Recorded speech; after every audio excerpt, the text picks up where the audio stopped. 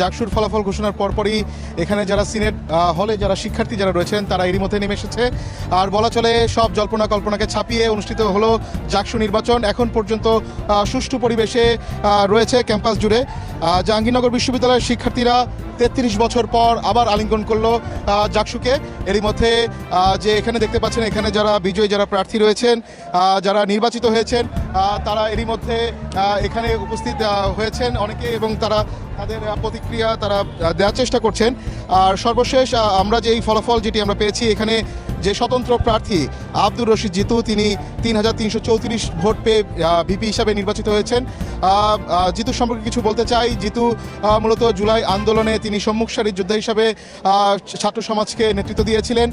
তিনি তার অবদান এরই মধ্যে এখানে জাহাঙ্গীরনগর বিশ্ববিদ্যালয়ের শিক্ষার্থীরা তার অবদানকে গুরুত্ব দিয়েছেন এবং সেই অবদানের প্রেক্ষিতে তিনি কোনো দল মতের সাথে জড়িত না থেকে স্বতন্ত্র হিসাবেই তিনি এখানে ভিপি হিসাবে লড়েছিলেন এবং জাহাঙ্গীরনগর বিশ্ববিদ্যালয়ের শিক্ষার্থীরা তাকে উপহার দিয়েছেন ভিপি পদটি। এছাড়া এখানে জিএস প্রার্থী হিসাবে নির্বাচিত হয়েছেন মাজহারুল ইসলাম। তিনি শিবির সমর্থিত যে প্যানেল রয়েছে সমন্বিত শিক্ষার্থী জোট সেই শিক্ষার্থী জোট থেকে তিনি লড়েছিলেন এবং তিনি ভোট পেয়েছেন 3930 ভোট।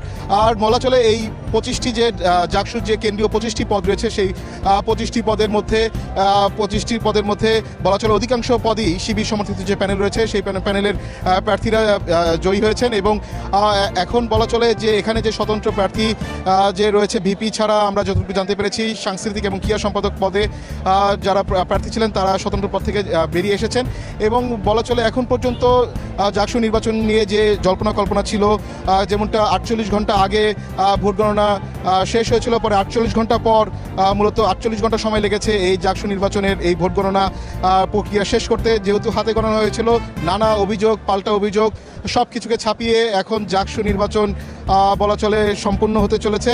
এখন পর্যন্ত আমরা যেটা দেখেছি ক্যাম্পাসের যদি পরিবেশ একটু যদি বলতে চাই, যেমন গতকাল বা নির্বাচনের আগে থেকেই এই ক্যাম্পাস জুড়ে ছিল আইনশৃঙ্খলা বাহিনীর সতর্ক অবস্থান। এখনও আমরা দেখেছি আইনশৃঙ্খলা বাহিনীর একাধিক ইউনিট এই ক্যাম্পাস জুড়ে রয়েছে। তবে শিক্ষার্থীদের যে বড় কোনো সমাগম এখন পর্যন্ত আমাদের চোখে পড়ছে না, কেননা এই জাকসুকে স্বাগত জানিয়েছেন অনেক যারা এখানে যারা নির্বাচিত যারা হয়েছেন তারা স্বাগত জানিয়েছেন। তবে ভোট গণনার আগে থেকে আমরা দেখেছি যে ছাত্রদলের প্যানেল সহ আরও কয়েকটি প্যানেল এই নির্বাচনকে বর্জন করেছিলেন। তবে সব কিছুকে ছাপিয়ে এবং একই সাথে গতকাল যে আমরা দেখেছিলাম গতকাল যে ভোট গণনার শুরুর দিকে সকাল 8:30টার দিকে এখানে চারুকলা বিভাগে যে শিক্ষিকা ছিলেন ফেরদৌসী জান্নাত তিনি এখানে এই ভবনে আসার পরে তিনি অসুস্থ হয়ে পড়েছিলেন এবং একটি মৃত্যুর খবরে এই জাহাঙ্গীরনগর বিশ্ববিদ্যালয়ে একটি শূন্যতা তৈরি হয়েছিল।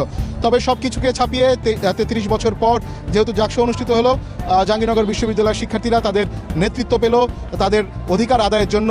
এবং সবশেষ যদি একটু বলতে চাই আরেকটি বিষয় একটু বলতে চাই, এখানে এরই মধ্যে যে যারা ভিপি প্রার্থী রয়েছেন তারা দেখতে পাচ্ছেন তারা সিনেট হল থেকে নেমে এসেছেন। তারা তাদের কিছুক্ষণের মধ্যে হয়তো বা তারা তাদের আনুষ্ঠানিক প্রতিক্রিয়া জানাবেন। এই ছিল আমার কাছে জাহাঙ্গীরনগর বিশ্ববিদ্যালয় থেকে সবশেষ খবর।